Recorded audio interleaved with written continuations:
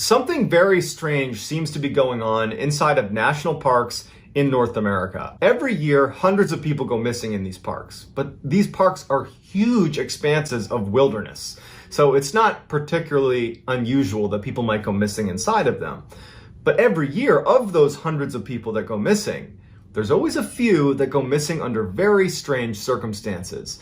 Either the way in which they disappeared doesn't really add up. Someone will be watching or keeping an eye on someone, they'll turn around and then turn back and that person's missing and there's not a trace of them and they're never found again. Or you'll have instances of someone will go missing, there'll be an extensive search, there's no trace of them, and then they're found like miles and miles away in locations that are almost impossible to get to. Now, one man, David Paulides, who's a former police detective, he began researching these very strange disappearances inside of national parks. It started when a park ranger actually approached him and said, "Hey, there's a bunch of weird things happening in state parks. You should look into it because you're a former detective." And so after looking into it, he discovered that there were so many oddities around many of these strange disappearances.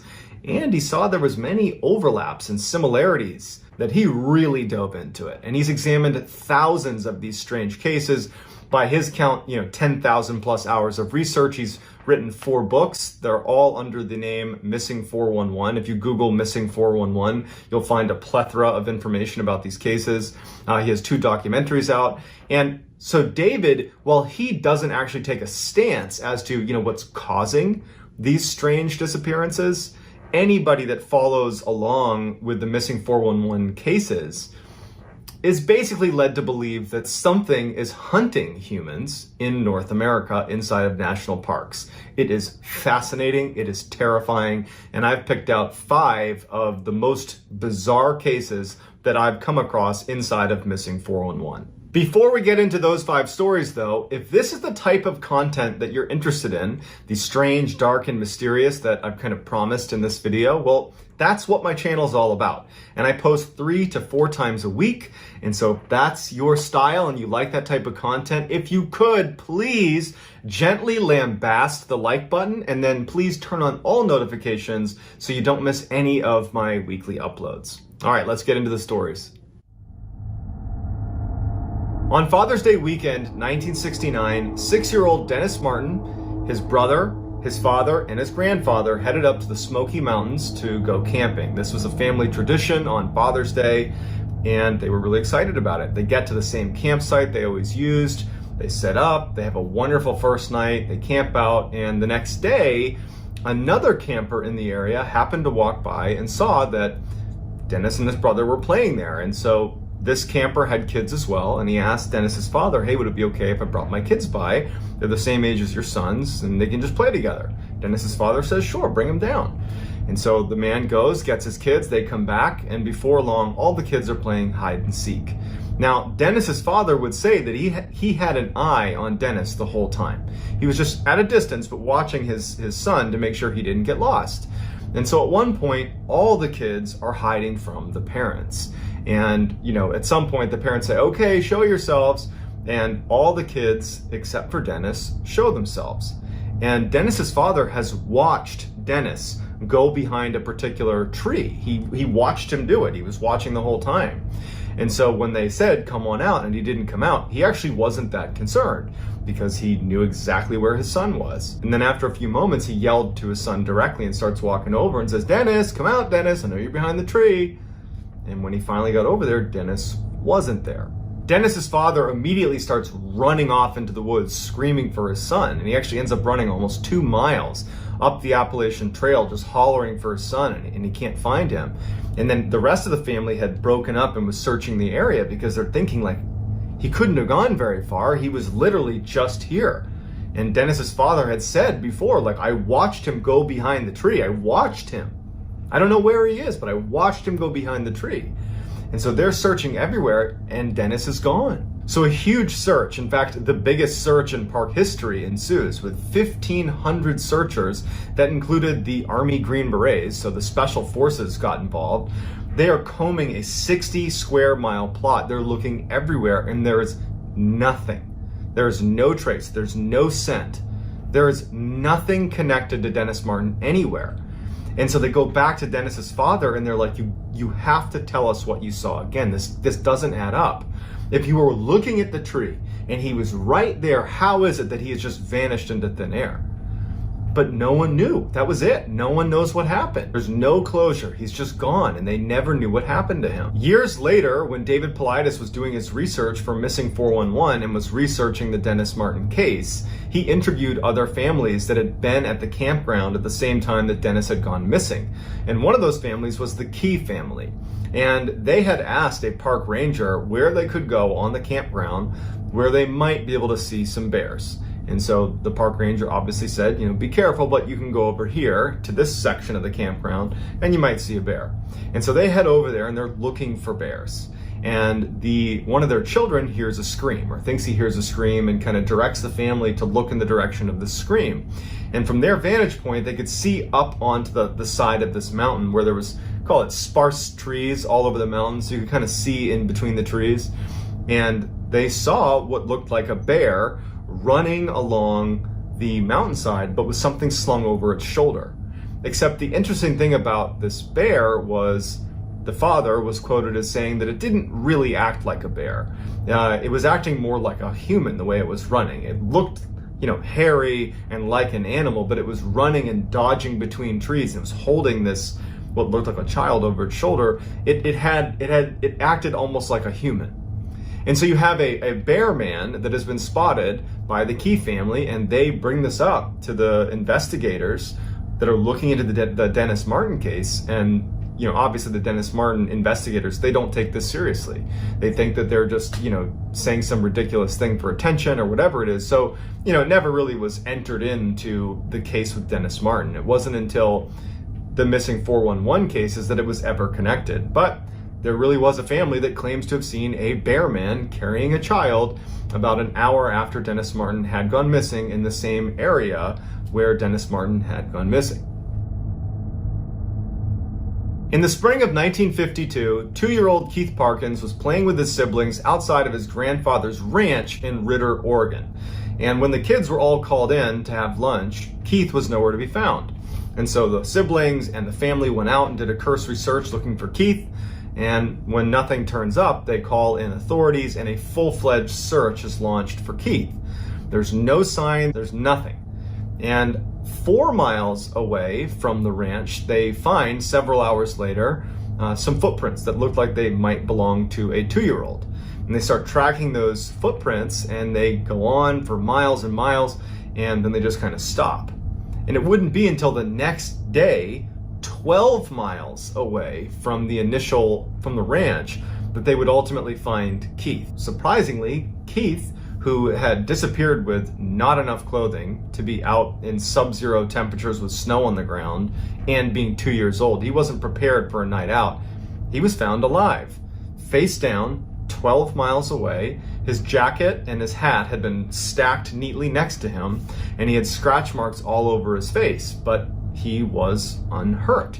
When asked, what happened, he's 2 years old, he had said a cat scratched him, and he kept repeating that a cat had scratched him. That was the only thing that he could articulate. No one knew how a 2-year-old, in the span of 20 hours, could have moved in the middle of the night 12 miles away. Les Stroud, who's a very accomplished outdoorsman, he's the star, he is Survivor Man, he actually, because of this case, went out and tried to actually cover the distance in the allotted time. You have 20 hours to cover this 12 miles. And he couldn't do it. And he even said, it's not possible for a 2-year-old to have covered this distance, let alone survived the exposure to the elements in the time that he was out there. But somehow he did. And, years and years later, Keith was interviewed, because now he's a grown man, he was interviewed about what happened, and he has no idea. He has no memory of it. At the end of 1973, 19-year-old Charles McCullough, who was an amateur photographer, had been doing a West Coast tour of the United States going to all the different national parks to photograph beautiful scenery. And by January of 1974, he was in Oregon and wanted to go to Crater Lake, where he wanted to take pictures of Crater Lake. So he asked his friend, who had an all-terrain vehicle, to take him out to Crater Lake, because his van, which was this VW beat up old van, it couldn't have made it out that far. And as his friend is driving him out to Crater Lake, Charles says to him, kind of jokingly, "Yeah, if you don't hear from me in a couple of days, file a missing person report." Sure enough, a couple days later, when Charles doesn't show up, that friend does file a missing person report, and an extensive search is conducted at Crater Lake to find Charles. There's no sign of Charles. There's nothing. There's no anything about Charles. And his father actually flew out there and stayed for several months, just constantly searching the area, found nothing. So nothing is found. So a year later, a couple of backpackers were hiking the area around Crater Lake, and they get lost. They take a wrong turn, and they're well off the trailhead, and they discover a backpack. In the backpack, they found a strange-looking Volkswagen key that anyone that knew Charles McCullough knew that he had this strange key.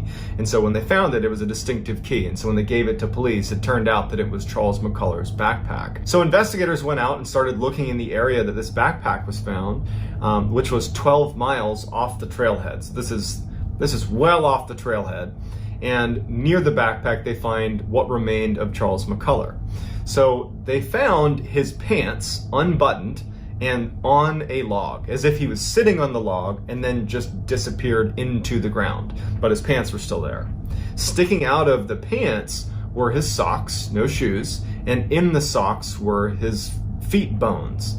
There was no jacket, there was no upper portion of his skeleton. 12 feet away, they find a portion of his skull, and that is the last thing they find of Charles McCullough. And ultimately, it was determined that he died of natural causes. His family was not prepared to accept that. However, when you look at some of the circumstances, we have, he's missing his jacket, he's missing his boots, he's missing his photography equipment, his head is detached from his body. He was also 12 miles off the trailhead. And when he went missing, there had been approximately 5 to 7 feet of snow that had dumped in the area.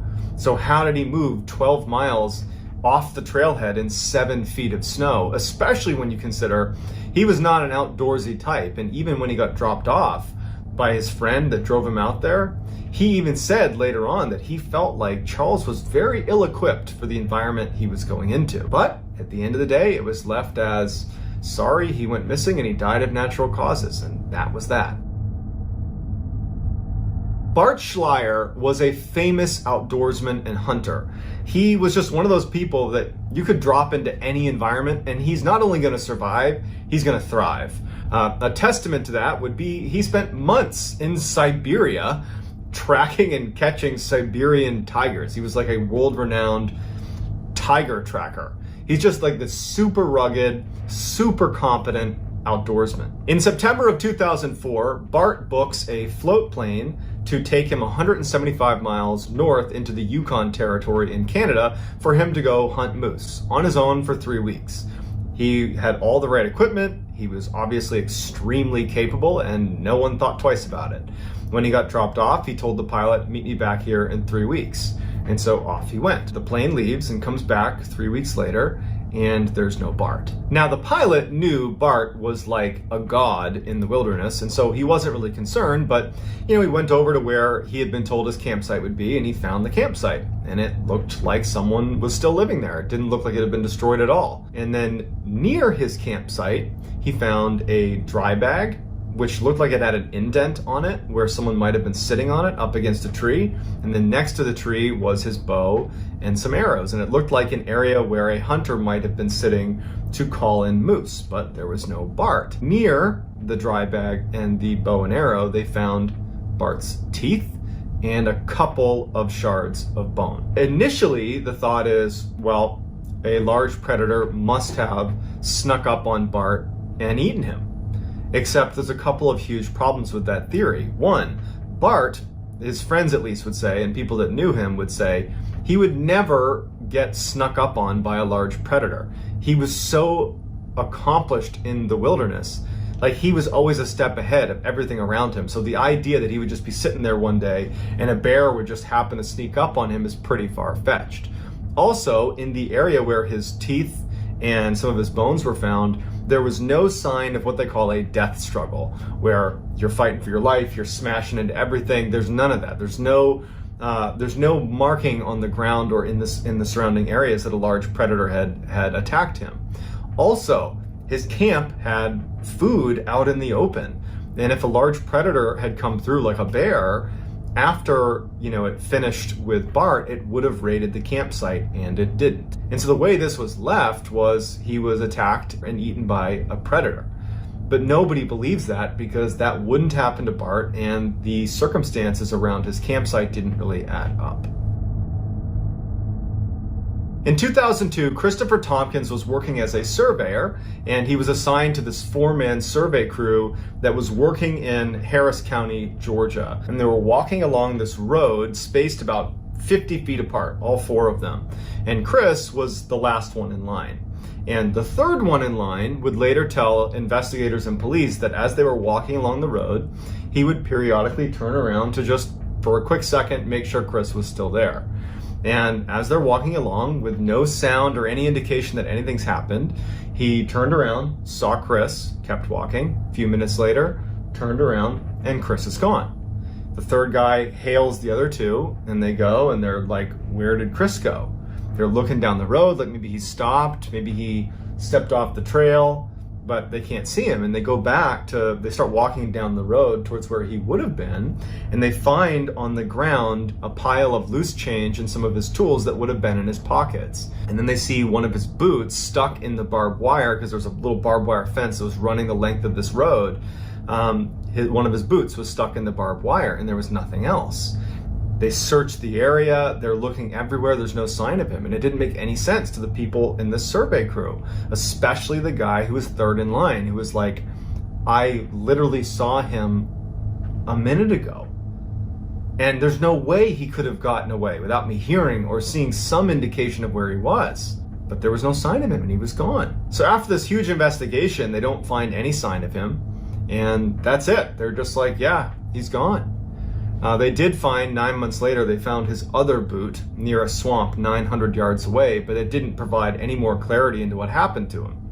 However, if you look at the pile of loose change and things that were in his pockets that were on the road, it indicates that at some point he may have been turned upside down. And if you think about the entirety of all of these strange stories, where the idea being someone could be hunting humans, just picture in your head Chris Tompkins walking along and something flipping him upside down, dumping the contents out, and then being gone in a matter of a minute where no one can see where they went. These 5 stories are just a fraction of the literal thousands of others that are covered in the Missing 411 series. And while many people believe that all of the cases in Missing 411 and any others that ultimately are considered strange inside of these national parks have a rational explanation, even if we don't know what it is. Whereas another group believes that this Missing 411 phenomenon is an indication that something is hunting humans in the national parks across North America. Some say Bigfoot, some say aliens, some say something else. But paranormal is certainly the other camp in terms of trying to explain away what these strange disappearances are from or what's causing them. Whether or not we ever find a definitive conclusion remains to be seen, but I would love to hear what you think is going on inside of these strange cases of Missing 411, whether it's a rational explanation or maybe something paranormal or some other option. But I'd love to hear what you have to say in the comments. And that's going to do it, guys. If you enjoyed this, please, if you could, gently lambast the like button and turn on all post notifications so you don't miss any of my 3 to 4 weekly uploads every week. If you want to get in touch with me, please DM me on Instagram. My handle is johnballin416. Also, I'm very active on TikTok, and my username is Mr. Ballin over there as well. And that's going to do it, guys. Until next time, take care.